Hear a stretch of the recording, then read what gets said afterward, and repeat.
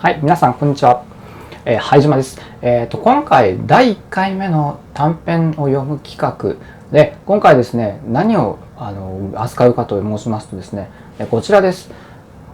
村上春樹さんの東京奇譚集という短編に入っています、離れベイという小説です。で、これですね、映画化もされておりまして、最近話題になった作品でもあります。ご本人にとってもこの作品はおそらく大事な作品というふうなことが分かりまして、でなぜかと申しますとね、英語で出版される村上さんが自分で選んだ作品を集めた短編集というのがありまして、それにこの小説も収録されてるんですね。で日本語でもちろんそれが出てるんですけれども、めくら柳と眠る女というタイトルで出版されている短編集にも含まれています。でこれがですね、すごくね、もういい話で、もうそれで忘れられないですね。これどうしてもこの作品をちょっと皆さんにご紹介したいっていうことで今回選ばさせていただきました。昔この本読んだ時にですね、すごくもう印象に残って、もうこれもう本当泣きそうになる話なんですね。でこれすごく印象に残ってるもんですから、今回選ばさせていただきました。もうとにかくもう切ない話なんですけどね。ちょっといいから早くね、あらすじちょっと紹介してくれっていう感じかもしれないので、ちょっとこれで導入終わりたいと思います。それでは今回扱う短編は、村上春樹離れベイという短編になります。で、私がこの後解説していくんですけれども、その前にあらすじを簡単にご紹介したいと思います。それからこれを見て、色彩を持たない佐々木作と彼の巡礼の年という村上春樹さんの挑戦小説をこれ思い出してしまった人がですね、これなかなかの春キストですね。これよかったらこの表紙を検索してみてください。ちょっとそれ関係ないですけど、たまたまですけど、じゃああらすじを解説していきたいと思います。で、2005年のお話になりますね。で、まずですね、ちょっとこれを見ていただきたいんですけれども、舞台となるのがハワイの中でカウアイ島という島になります。で、実際この離れベイっていうのが本当に実在する地名なんですね。で、ここの、映ってるこのピンが乗ってるところですね、がまさに離れベイという場所になります。で、普通皆さんがよくハワイで観光に訪れるのは、ホノルルを中心にしたオアフ島ですよね。で、もしかしたらこのハワイ島の方にも行かれる方いるかもしれないですけれども、かなり、ハワイの中では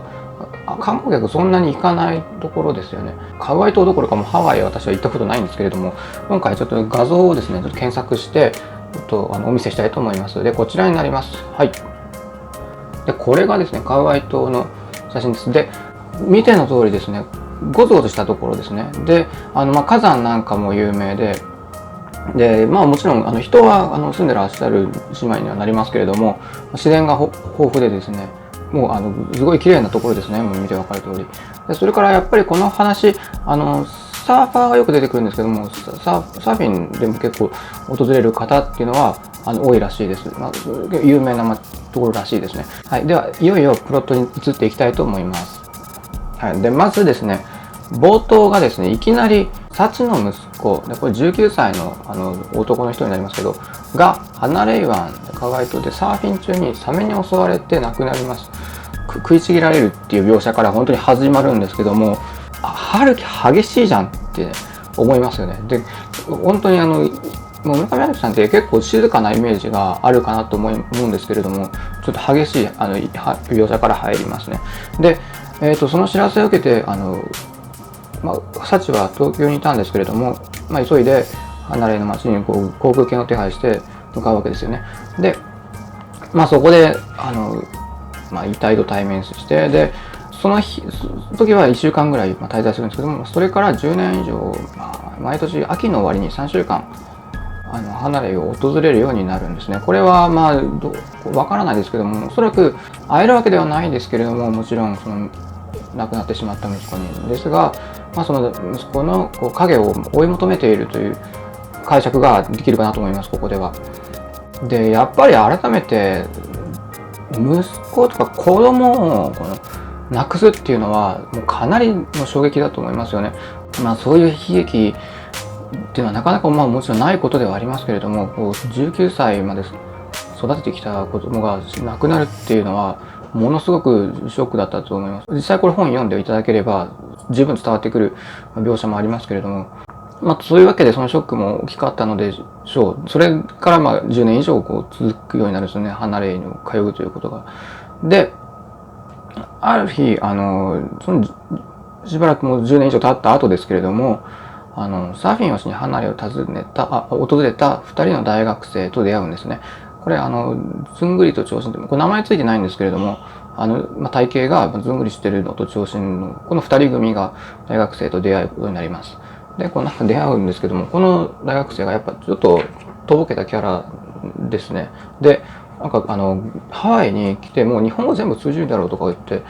実際確かにオアフ島は通じるんですけども、ハワイ島っていうのは観光客が多い場所ではないので、全然英語通じねえじゃんっつって、それでびっくりしてるっていう、結構コミカルなキャラクターで描かれてますね。はい、では次の場面からですね、唐突に回想の場面が始まっていきます。サチは高校以来自分の絶対音感に気づきピアノを弾き始める。しかし作曲の才能はなく、そこにある音を完璧にコピーするだけ。で、これ高校生の時に音楽の先生に才能を認められてですね、その音楽の先生がジャズの先生だったということから、ジャズのピアノの中でもジャズを習うんですね。で、ただしその作曲家として本格的にこの音楽の道に進むかっていうふうに言うと、そういうふうにはいかなかったわけですよね。で、でも音をコピーするってもう相当羨ましいですけどね。自分そんなに楽器できないですから、それだけでも素晴らしい才能ではあるんですけれどもね。で、っていうかまずそのジャズがやっぱり出てくるっていうのが、これやっぱいや、さすがね、村上春樹節と言ってもいいですよね、これね。今は、ジャズは、身近にありますよね。で、もう聞く機会は結構多いと思いますけれども、サチが高校の頃っていうのは、後でちょっと解説いたしますけれども、1960年代ですよね。で、ジャズって、かなり新しい最先端文化だと思うんですよね。なんですかね、今で言うと、なんですかね、EDM ですかね。方向性が違うかもしれないんですけど、かなりおしゃれな文化であることは確かですね。次、父親がレストランを経営していることから料理を学ぶためシカゴへ。で、現地のピアノバーでアルバイトをし。で、これがやっぱ音楽の道は無理だということで、父親がレストランをやってることで、そのレストランを継ごうということに決めまして、で、シカゴに料理を学ぶために渡るんですね。で、これもすごいことですよね。てか1965年前後なんですよ。これ、計算するとわかるんですけど、シカゴに行くっていうのは、しかも料理を学ぶために、勉強のために行くっていうのは、もしかしたら、ブルジョワなんじゃないかなっていうね、疑惑はありますよね。で、でもやっぱりその時の航空券って、全然今より高かったので、そのシカゴに行くっていうのは、やっぱりすごく珍しいことだったと思いますよ。で、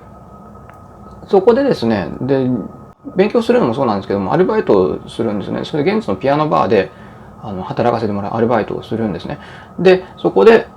結構うまくいくんですね。やっぱり音楽の才能があるので、絶対音感を駆使してですね、現地のピアノバーで働いておひねりをもらったりして、人気だったということが書かれています。はい、次。で、まだ回想続きますね。で、日本に帰国して、ジャズギタリストと結婚。2年後に息子を出産。しかし、結婚から5年後に夫は心臓発作を起こし亡くなる。六本木に自分のピアノバーを開き、仕事に専念するようになる。で、これジャズギタリストの方と結婚するんですけれども、2年後に息子出産はいいとして、その5年後に亡くなるんですね、夫が。これ早いですよね。どうしたって感じなんですけども、これ、読むと分かるんですけども、これ、ドラッグですね。で、ドラッグのやりすぎで、亡くなるって、なかなかですよ、これ。っていうか、オーバードーズっていうんですかね、こういうの。ジャズギタリストの方は、音楽の才能あったんですよ、この方は。で、それに憧れて、結婚したっていうこともあったんですけれども、同時にですね、あまり素行が良くなくて、で、浮気とかもありまして、で、それで結局、自分の身を滅ぼすような形で亡くなってしまいますね。でそれでもう結婚はこりごりということで、自分のピアノバーを開き仕事に専念するようになります。でそこから元の現時点での時代に戻っていきますね。で離れのレストランに置かれたピアノでも時々演奏する。で大学生2人が6日目にレストランへやってくる。で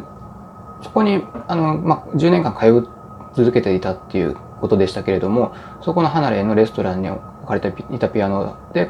たまに弾かせてもらうことがあったというふうなことが書かれています。でその時も大学生2人が来た時も弾いていて、で6日目にいよいよ大学生2人がお礼をしにやってくるんですね。おごらせてください。そこで話してるとですね、絡んできた酔っ払いの海兵隊の男を追い払う。で海兵隊の男、これアメリカ人なんですけれども、これ最初は海兵隊とわからないんですけれども、ね、なんかどうやら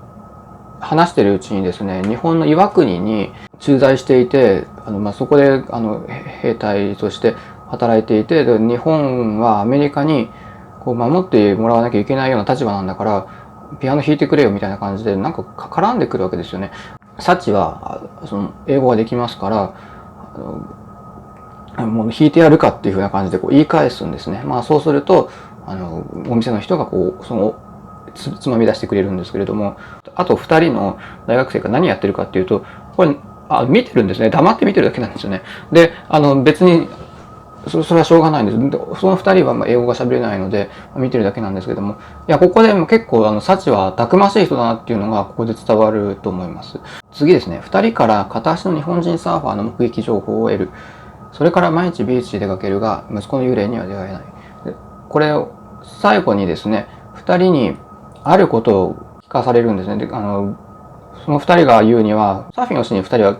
この離れ部に来てるんですけれども、そこで砂浜にどうやら片足の日本人がこっちを見てる時があるよっていうふうなことをサチに言うんですね。ハワイ人ではなくても日本人だっていうのはもう絶対そうだって言うんですよね。でこれはサチにとってみたら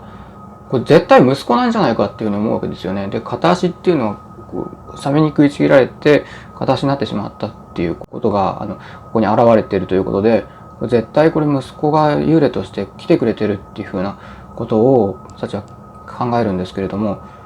それで実際見に行きます。息子の幽霊にはしかし出会えないんですね。これずっとですね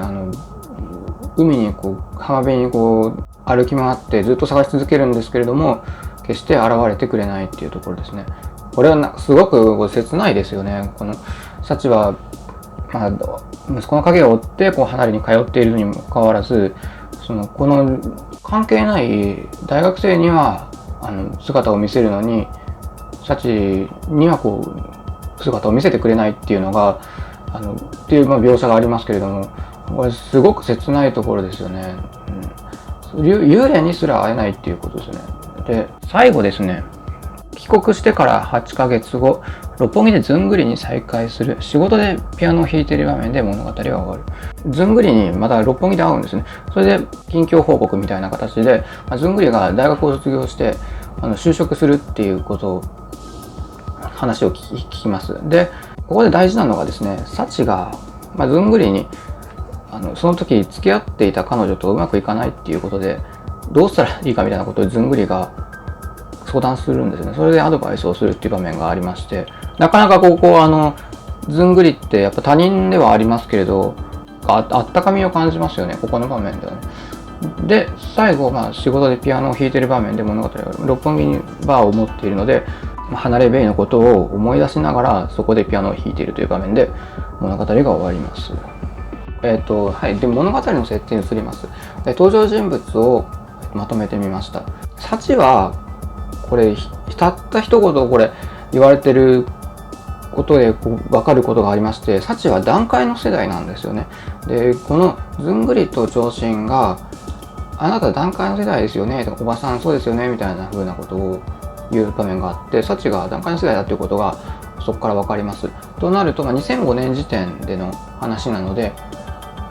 そこで何歳っていうのが分かるんですね。でおそらく45歳亡くなった時が45歳で10年以上通っているということで55歳以上ぐらいの年齢ということが分かります。で、息子は19歳で自己死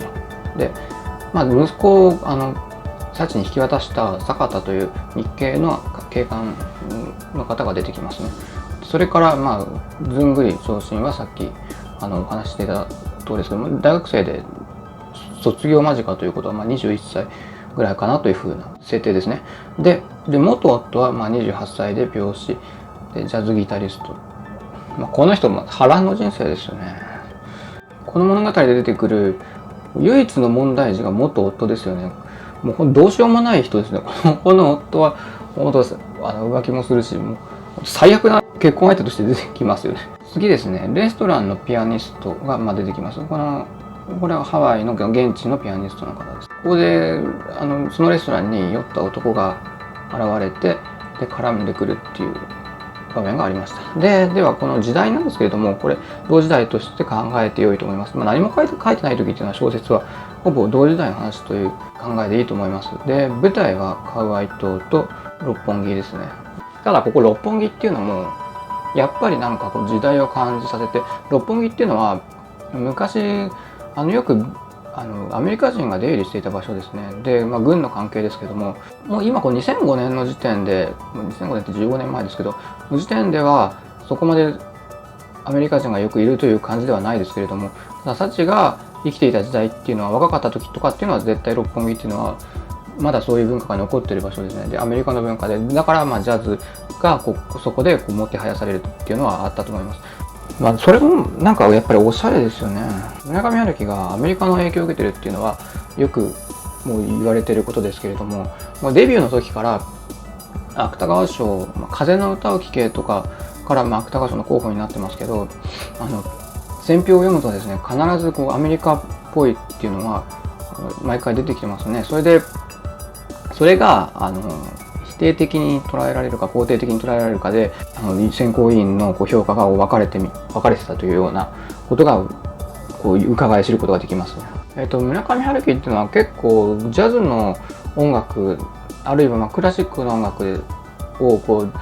作品の中に登場させるということで結構知られてる作家さんですね。で今回もジャズピアニストが主人公ということで出てきます。で今回ちょっとご紹介したいのは、一緒にこの離れのレストランで同じくピアニストとして働いていたおじいさん、50代のおじさんがいますけれども、その方がよく弾いていたという風な紹介のされ方で出てくるのがバリハイとブルーハワイという曲になりますので、これはそのおじさんが人畜無害な音楽を弾いていたというような、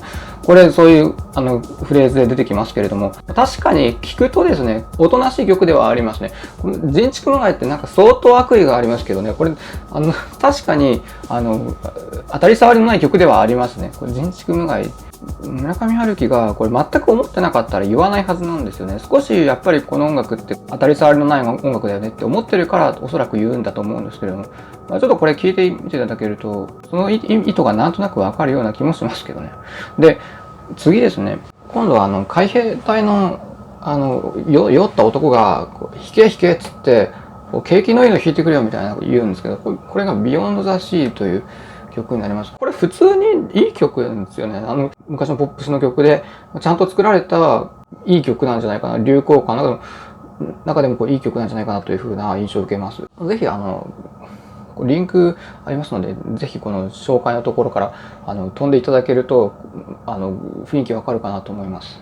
はい、皆さんいかがでしたでしょうか。で以上が離れベイのあらすじの紹介になります。でここからなんですけども、じゃあこの作品ってどういうふうに読み解いたらいいのかっていうことなんですよね。で村上春樹さんの作品は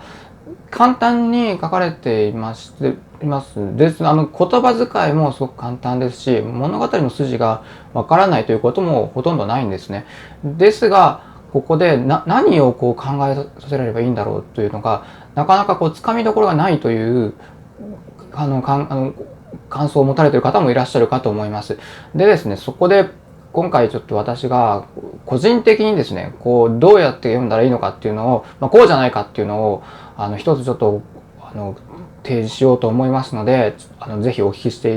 きいただきたいと思います。まずですね、この作品のですね感想、もう一言でもう読んだ後何を思うかというと、もうとにかく切ない話ですよね。でサチが息子を亡くしてしまうというのももちろんそうです。ですが、その最後の方にも幽霊とか出てきますけれども、これも何かこの息子が何かこう伝えたいことがあってこう幽霊として出てきたんじゃないかなというふうなことも考えさせられますし、でさらにそれにサチが出会えないっていうのが、この母親であるにもかかわらず出会えないっていうのが、もうなんともこうやりきれない話になってますよね。でも、すごくでもこうジャズピアニストでっていうところもあって、すごく綺麗な話ではありますね。ハワイを舞台にしているということもありまして、すごくその美しく描かれている話ではあります。で、あともう一つ切ないというところで言うと、音楽の才能が、絶対音感の才能があって、もう自由自在にどんな曲でもこうコピーしてしまえるというのに、自分ではその音楽の才能がない、それ作曲する才能がないというのが、一つ大きなポイントかなと思います。それもし音楽の才能があって、実はそのジャズのピアニストとして一流にこう活躍していたというような人生をもしサチが歩んでいれば、物語はもうガラッと変わったんじゃないかなというふうに考えますよね。で、ここで考えてみたいのは、サチの未来がですね、もし本当にその音楽の才能があったとしたら、ジャズギタリストとして結婚しますよね。で、そういうこともなかったんじゃないかなという気もいたしますし、あるいはアメリカに行って料理を学ぶという勉強をしないで、逆にこの音楽の勉強にこう力を入れてそっちの道に進んでいたというようなことも考えられますよね。で、そこで別の道を進んでいたら、もしかしたらレストランで演奏するということもないでしょうし、道に迷うということがまずなくて、この道に音楽の道に進もうっていうのをこう一直線に決められたと思うんですよね。で、そこでこれ後でちょっと大事になってくるんですけれども、その生き方の問題っていうのが一つ、サチの生き方っていうのが一つテーマになっているかと思います。それが息子の生き方とどう結びついていくかっていうのもが大事になってきますので、ちょっと押さえておきたいと思います。で、あとはですね、これ余談なんですけれども、アメリカの特徴っていうのが村上さんの作品にはよく出てきますね。このジャズっていうのもそうですし、あとやっぱりハワイを舞台にしているっていうのもアメリカの一つの扱い方ですよね。で、それからあとその現地にいるアメリカ人がなんかどうやらドラッグをやってるらしいんですね。もう薬漬けのような登場人物出てきます。で、サーファーで昼間からビーチにゴロゴロしてるようなで、その人たちに話しかけたりする場面があったりしまして、で、これやっぱりドラッグっていうのは、アメリカを描くときによく出てくるアイテムではあるんですよね。で、実際にドラッグあるのかわからないですけど、どれぐらいのドラッグが、現在ですね あるのかちょっとわからないですけれども、それ一つ文学としては作品としてよく扱われる素材になっています。で、そうだ、あとやっぱり率直な感想としてはですね、サチがやっぱりすごく力強い女性だなっていうのは思いますよね。息子を失ったとしてもやっぱりそこにとらわれていたとしてもピアノを弾き続ける自分の、ある意味自分の道を生き続けるとか、あるいは決してぐずぐずしてるような雰囲気ではなくて、海兵隊を追い払うシーンとかでもありますけども、結構たくましい存在ではありますよね。で、その大学生と2人がやっと話してる時でさえも、強気に私は団塊の世代でもあんたのお母さんのような人じゃないのよ、みんなで一緒にしないでよみたいな風な言う場面があります。っていうことで悲しい経験をしているけれども、それに負けないで力強く生きているというのが一つのポイントになります。なんかここら辺読むとですね、あれですね、近頃の映画で見たんですけれども、スリービルボードっていう映画は、女のお母さんが主人公なんですけれども、娘を亡くしてるんですね。で、殺された娘を殺されたお母さんが主人公の話なんですけれども、なんかそれとちょっとリンクしてるところもやっぱりちょっと感じましたね。ちょっと思い出させるところがありました。今回ですね、この話を考えるにあたって、一つちょっと象徴っていうことをちょっと考えてみたいと思います。小説で扱われることによって、そのある事柄が別の意味を持つっていうことが、象徴の機能なんですよね。で、今回、ちょっとまず、場所というところから、それを考えてみたいと思います。まず、ハナレーベイっていうのは一つの場所ですよね。ですが、サチはずっとハナレーベイに住んでるわけではなくて、日本も出てきますよね。で、ハナレーベイ、つまりハワイと言ってもいいでしょうけれども、ハワイと日本っていうのを、まず何を象徴しているのかっていうところをちょっと考えたいと思うんですけれども、まず息子は、サーフィンをしている時に、サメに食われて亡くなったんですよね。で、やっぱりそこで考えるのは自然ですよね。自然の恐ろしさっていうのを一つハワイっていうのは象徴してるかなと思います。で、途中でですね、実はカナレーベイというかカウアイ島にですね、大きな台風が来てその傷跡があるという場面もちょろっと出てきますね。やっぱりハワイっていうのは島国ですから周りを海に囲まれていて、自然の豊かな場所です。写真でもさっきお見せしたところですけれども、で逆に日本っていうのはどうかっていうと、日本はやはり戦後高度経済成長期以来やっぱり世界のトップの工業国になりましたし、発展がまず著しい国ですよね。ちょっと今の話はちょっと置いといて、象徴としてはもう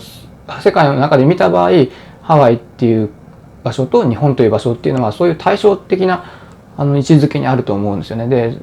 図式化して言ってみればハワイは自然で日本は人口というふうに考えられるかと思います。で、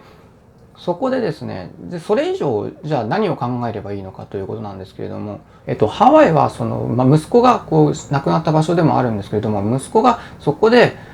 ある種夢を追い求めていた場所でもあるというふうに考えられますね。現実が日本にあるとすれば、息子はそのハワイに癒しを求めるなり現実逃避をするなり夢を求めていたというふうな解釈ができるかと思います。で、じゃあ日本はそれに対して現実なわけですけれども、じゃあサチは本当に現実にいるばっかりなのかというと、それはちょっと考えなきゃいけなくてですね、サチの回想をちょっと思い出していただきたいんですけれども、サチは実は結構自由な人生を歩んで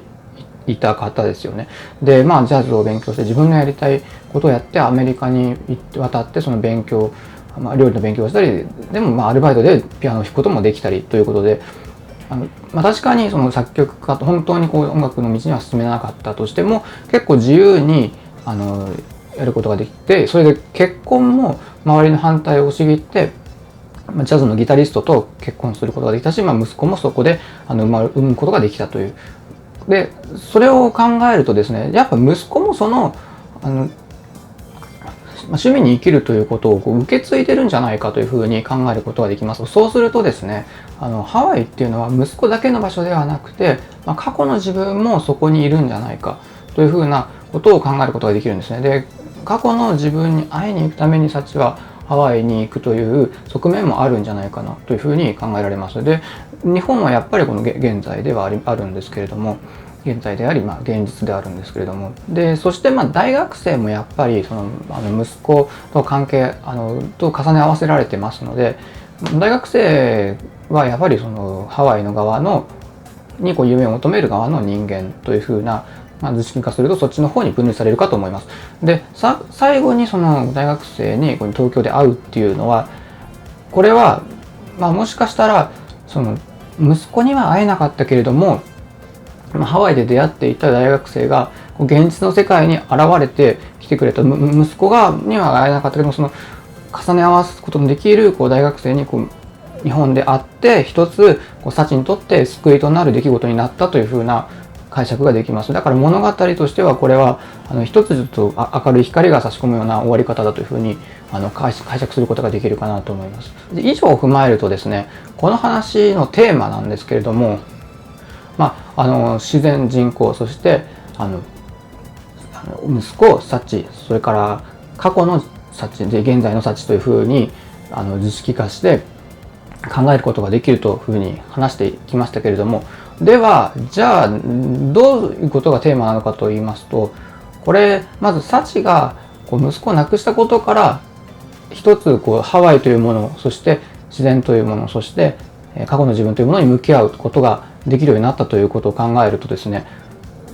読者もそれに沿って読み取るというふうに読み取るとするとですね、この話のテーマというのはその自然、あるいは人間が人間の中にある自然、人間というのは人口と自然というのは対立するものですので、人間の中には人間と切り離されるものだというふうに考えることもできますが、実はでも人間というのは生物ですから、自分の中にも夢を追い求めたいとか、好きなように生きたいとか、サーフィンをしたいとかっていう衝動があるわけですけれども、人間の中にあるそういった野生、それからその外にある自然もそうですけどもとどうやって向き合っていくかっていうことをテーマにしてるんじゃないかなというふうに結論付けることができます。ですからこのサチはもし東京にずっといたらこれは気づかなかったことかもしれません。そしてやりたいことをやってずっと音楽の道に進んでいたら気づかなかったことかもしれませんが、ここで息子の死という、悲しい出来事ではあるんですけども、それを経験したことによって自然ですとかその内なる自然っていうものと向き合うことになったわけですよね。でそれとどうやって向き合っていくべきか。自然は牙を剥くこともありますし、自分の衝動によって何か人生で失敗することもあったとしても、それとどうやって向き合っていこうかっていうのを考えさせられる話なのかなというふうに私は考えました。皆さんいかがでしたでしょうか。では別の動画でお会いしましょう。それではまた。